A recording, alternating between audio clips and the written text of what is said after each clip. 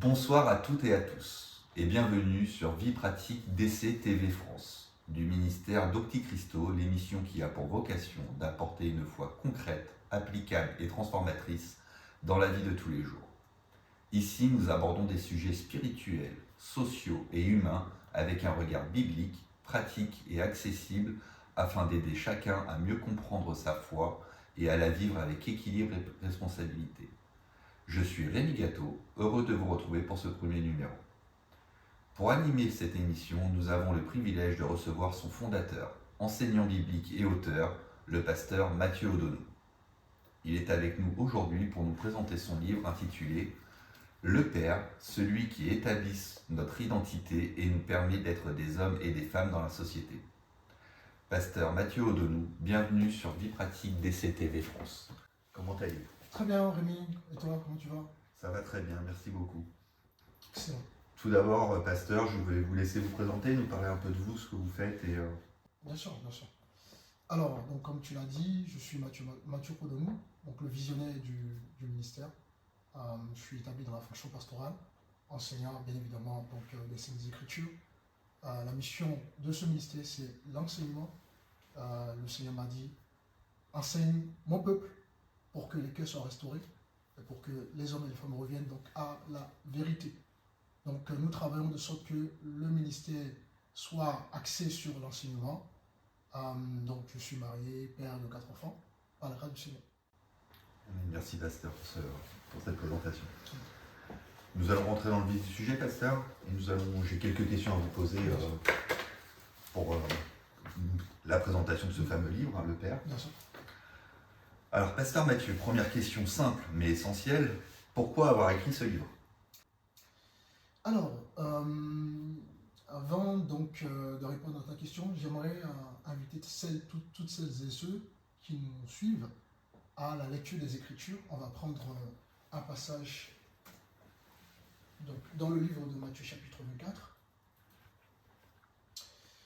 24. Tu peux lire le verset 45 et 46. Quel est donc le serviteur fidèle et prudent que son maître a établi sur ses gens, pour leur donner la nourriture au temps convenable? Heureux ce serviteur que son maître à son arrivée trouvera faisant ainsi. Merci. Alors ici, on voit qu'il y a un message qui doit être donné en un certain temps. Il y a Dieu suscite ses serviteurs de temps en temps pour transmettre certains messages en fonction de la crise, des problématiques de la société. C'est dans ce contexte que ce livre est sorti, parce que nous sommes dans une génération très très connectée, très active, mais profondément désorientée intérieurement. Et donc il y a une crise identitaire. Et cette crise identitaire, elle est liée à la perte de la révélation de Dieu le Père. Et donc, quand l'identité est affaiblie, l'homme va chercher sa valeur ailleurs.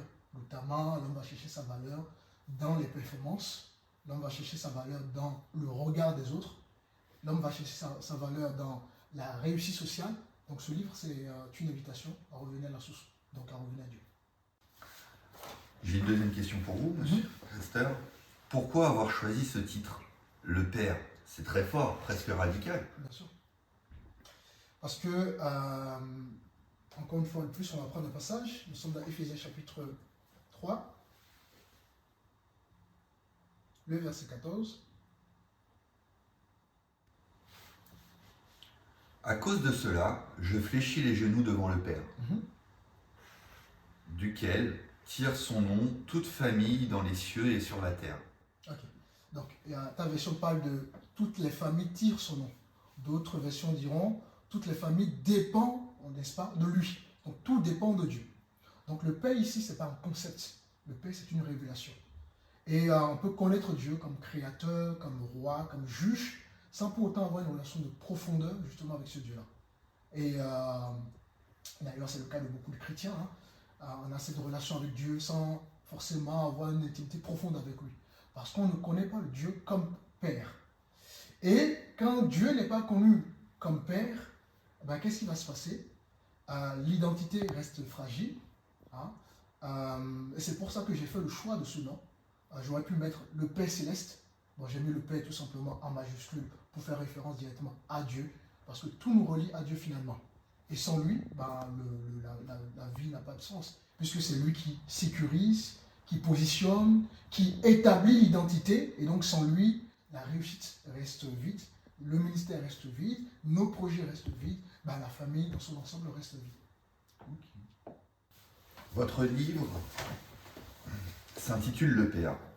Pourtant, la mère joue aussi un rôle fondamental. Comment distinguez-vous la place du père et celle de la mère sans les opposer? Excellente question. Je pense que c'est une question très importante. Parce que c'est vrai que quand on parle de le père, on a l'impression que la mère est effacée. En fait, ce qu'il faut comprendre, comme je disais tout à l'heure, le père dont donc, le livre expose ici, c'est bien évidemment Dieu. Or, Dieu, dans son essence, est masculin-féminin. On le voit dans Genèse chapitre 1, lorsque Dieu crée l'homme dans la première, parce que l'homme a été façonné en deux phases. L'homme dans la première phase était donc masculin-féminin. D'accord? Donc l'homme était donc composé du masculin et du féminin. Et c'est dans un deuxième temps que Dieu va extraire le féminin du masculin. Donc Dieu, dans son essence, il a les deux dimensions. Et c'est pour ça que justement il crée l'homme et la femme, pour que justement l'homme et la femme reflètent ces deux dimensions. Maintenant, ce livre ne cherche à aucun cas à opposer le père ni la mère. Il ne cherche pas à diminuer le rôle de la mère. Tout au contraire, la Bible, justement, quand la Bible parle du père et de la mère, c'est tout dans la notion de complémentarité. Parce que chacun est dans une fonction différente, mais tous les deux sont indissociables. Et donc, les Écritures parlent donc de la mère. On va prendre un verset rapidement. Nous sommes dans Ésaïe, pour donner quelques références à ceux qui nous suivent. Ésaïe 49, le verset 15. Ésaïe 49, verset 15. Une femme oublie-t-elle l'enfant qu'elle allait? N'a-t-elle pas pitié du fruit de ses entrailles? Quand elle l'oublierait, moi je ne l'oublierai point. Donc ici, Dieu fait donc un contraste entre le rôle de la maman et en même temps, il révèle en même temps aussi cette nature qu'il a. Donc on voit très bien que dans ce verset-là, Dieu a cette double nature-là. Il peut être masculin et il peut être féminin. Et donc, on va prendre encore un deuxième passage, dans Ésaïe toujours. Cette fois-ci, on va prendre le chapitre 66, le verset 13. Comme un homme que sa mère console, ainsi je vous consolerai. Vous serez consolés avec Jérusalem. Très bien. Donc, en fait, tout ça pour dire que la mère, dans la Bible, a un rôle, c'est elle qui nourrit l'enfant. C'est elle qui doit faire développer, faire grandir l'enfant. Mais au-delà de ça, elle est aussi elle est associée à la transmission de la vie. Elle est associée à la compassion. Elle est associée également à l'accompagnement émotionnel. Donc on voit là que la femme façonne profondément l'enfant. Elle façonne l'affectif de l'enfant et la sécurité émotionnelle de l'enfant, sans pour autant remplacer le père. Et le père, bien évidemment, ne remplace pas le rôle donc, de la maman. Maintenant, quand on perd, dans les Écritures, le père est associé à celui qui établit l'identité, celui qui donne le cadre, qui fixe la direction, qui projette l'enfant. Et donc, lui aussi ne remplace pas le rôle de la mère ne remplace pas son rôle, chacun est donc dans une fonction de complémentarité divine, dans l'amour et dans l'autorité. Et maintenant, le problème qui se passe, c'est que dans un couple, dans une famille, lorsque le père est absent, le père peut être là et être absent. C'est-à-dire qu'il n'y a pas forcément, il ne va pas forcément donner l'amour qu'il faut à l'enfant, il ne va pas s'exprimer comme il faut, il ne va pas prendre son rôle en tant que père. Donc il peut être là et être absent pour l'enfant. Et donc quand le père est absent, ce n'est pas donc la femme qui est défaillante. C'est une fonction structurante qui manque, c'est-à-dire la fonction du père qui manque dans la vie de l'enfant. Et donc c'est cette carence que mon livre essaie de mettre en lumière. Parce que c'est une carence qui donc, produit donc une crise profondément identitaire, hein, autant chez la femme que chez l'homme. À qui s'adresse ce livre? Aux chrétiens uniquement? Bien évidemment, le livre s'adresse à tout le monde. Le livre n'est pas uniquement pour le chrétien, puisque dans ce livre-là, je parle d'identité, de paternité, de la reconstruction intérieure, du sens de la vie. Donc ce sont des questions universelles que tout être humain se pose, à la fois les chrétiens et les non-chrétiens. Du coup, on peut dire que ce livre peut s'adresser à tout le monde. Bien évidemment. Ok, merci de ça. Vous parlez beaucoup de société dans votre livre. Quel est le lien entre identité et société? Effectivement, c'est très juste. Je parle effectivement beaucoup de société. Pourquoi? Parce que faut savoir qu'une société reflète toujours l'état intérieur des individus, n'est-ce pas, qui la composent. Lorsque l'identité est affaiblie, ben, on aura une société instable. Par exemple, une personne qui ne sait pas qui elle est, cela va se refléter dans ses choix, dans ses comportements sociaux. Donc restaurer l'identité, c'est établir donc les bases d'une société stable et saine. Très bien, ok. Très clair. Peut-on dire que c'est un livre de guérison intérieure? Oui, bien sûr, clairement, en ce sens que ça aide à comprendre et à restaurer l'identité. Hein. C'est un livre de révélation et de reconstruction. Or, la guérison commence lorsque l'identité est éclairée. Donc, c'est un livre qui amène à se repositionner, à se repositionner intérieurement, hein, parce que le regard du Père guérit là où les mots humains ont malheureusement échoué. S'il fallait résumer le livre en une phrase forte, quelle serait-elle? Je dirais connaître le Père, connaître Dieu comme Père, c'est connaître son identité, sa mission, sa place dans la société. Il existe beaucoup de livres chrétiens. Qu'est-ce qui rend celui-ci différent des autres? Alors, la particularité de ce livre, c'est que, je dirais, mon livre a 4 particularités. La première particularité, c'est un livre qui établit l'identité. Parce que, d'ailleurs, on va prendre un passage rapidement dans le livre de Matthieu chapitre 3, le verset 17.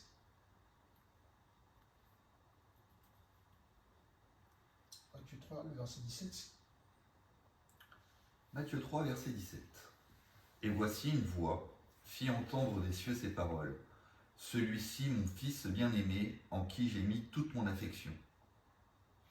Là, qu'est-ce qu'on constate? Juste après le baptême de Jésus, le Père va établir son fils dans l'identité. Tu es mon fils bien-aimé, en qui j'ai mis toute mon affection. Donc, qu'est-ce qu'on constate? Jésus savait qui il était. Il savait qu'il était aimé du Père. Il savait qu'il venait de quelque part. Ce qui a permis à Jésus, justement, de pouvoir résister à toutes les oppositions qu'il a subies dans son ministère. Comme il savait qui il était, peu importe ce que le monde disait, peu importe ce que la société disait, il ne pouvait plus douter de son identité. Parce qu'il avait été établi dès le début de son ministère, d'accord? Le Père l'a établi. Tu es mon fils bien-aimé, en qui j'ai mis toute mon affection. Donc la première particularité de mon livre, c'est que ça établit l'identité de chaque chrétien. Deuxième particularité, c'est un livre qui ne cherche pas à motiver. Hein? C'est un livre qui cherche à poser les fondements. C'est important la fondation. Quand la fondation n'est pas bonne, forcément, toute la superstructure ne va pas être solide. Donc c'est important que la fondation soit bien posée. Et ensuite, ce n'est pas un livre de recettes de cuisine. Ce n'est pas un livre qui donne ce qu'il faut faire, ce qu'il ne faut pas faire, etc. Parce qu'aujourd'hui, on est malheureusement dans une génération où les chrétiens prennent donc de la Bible ce qu'il faut, ce qu'il ne faut pas, comme si la Bible c'était donc une recette de cuisine. Non, c'est un livre qui donc ne donne pas des recettes spirituelles. C'est un livre vraiment qui établit chaque disciple du Seigneur. Troisième ou quatrième particularité, c'est un livre qui ne met pas l'homme au centre. Hein, c'est un livre qui restaure l'homme, qui essaie la mission en tout cas de ce livre, je l'espère, c'est pour que l'homme se réconcilie à nouveau avec son Créateur. Et bien évidemment, ce livre aussi parle beaucoup de la foi, pas la foi religieuse, hein, la foi assise dans une relation, parce qu'au final, notre relation avec Dieu, avec le Père, hein, c'est de lui qu'il s'agit dans le livre, c'est une relation d'intimité, de profondeur, et non une relation distante. D'accord. Ça m'a l'air très intéressant tout ça. Et lisez ce livre. Un message pour quelqu'un qui hésite à lire ce livre. Alors, si tu hésites à lire ce livre, je dirais, tout commence quelque part. C'est important que tu saches ton identité. Parce que lorsque tu vas connaître ton identité, tu vas être établi dans la société. Parfois, on a des questions, d'où je viens, c'est quoi le but de la vie, on ne comprend pas ces choses-là. Ben justement, ce livre t'apporte des réponses claires par rapport à cela. Donc, il faut lire, bien évidemment, il faut lire ce livre-là avec beaucoup d'attention, avec beaucoup de douceur, et je crois fermement que Dieu peut te parler au travers de ce livre. Où peut-on se le procurer, ce livre? Ce livre est actuellement disponible sur Amazon, officiellement, donc il peut être recommandé à partir d'aujourd'hui. Je vous représente le livre. À quoi ressemblerait une société restaurée par la paternité? Alors, moins de violence. On voit qu'on est vraiment dans un monde où il y a tellement de violence. Donc, je dirais moins de violence, moins de confusion identitaire, plus de responsabilité. Aujourd'hui, on voit que des hommes fuient leur responsabilité, même les femmes, hein. Chacun fuit sa responsabilité. Bon, voilà. Plus de responsabilité, plus de respect, hein, et plus de sécurité émotionnelle. Peut-on croire en Dieu sans réellement le connaître comme Père? Bien évidemment. D'ailleurs, c'est le cas le plus fréquent. Beaucoup connaissent Dieu, comme je disais tout à l'heure, hein, sous des angles qui n'apportent pas forcément une intimité. Parce qu'on peut connaître Dieu comme créateur sans pourtant avoir vraiment cette relation d'être intime avec lui. Donc beaucoup connaissent Dieu comme un roi, comme juge, comme créateur. Et ça ne crée pas une relation. Et du coup, la relation reste distante. Or, Dieu nous appelle à une relation de profondeur, d'intimité. Et donc oui, on peut avoir une relation avec Dieu sans pour autant être dans l'intimité avec lui. Quel message ce livre adresse-t-il aux jeunes? Aux jeunes qui en quête de repères, ce livre dit: tu n'as pas à te déterminer par rapport à la société, par rapport au regard des autres.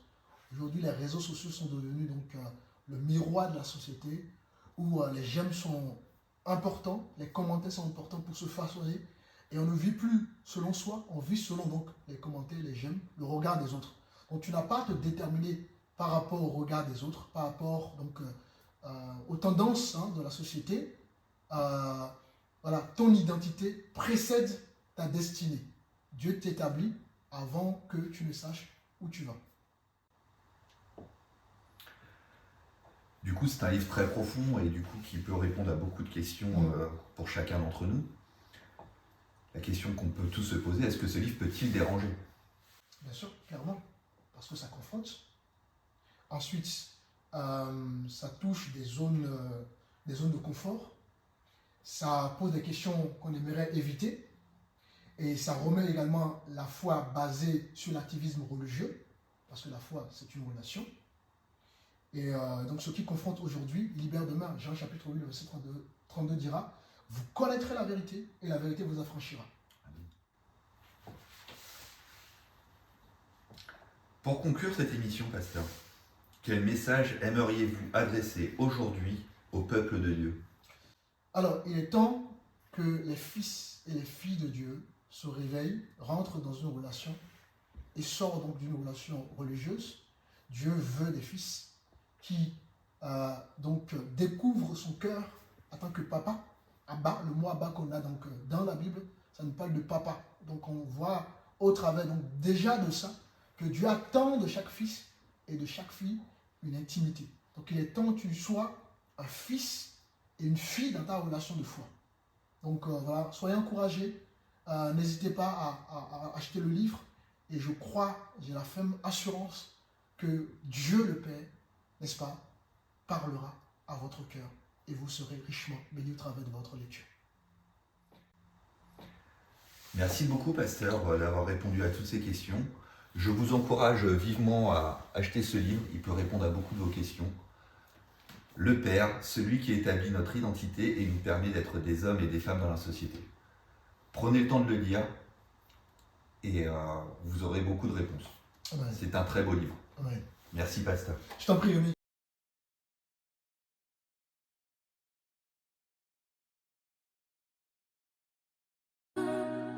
Quand je regarde ma vie aujourd'hui, parfois moi-même je reste étonnée.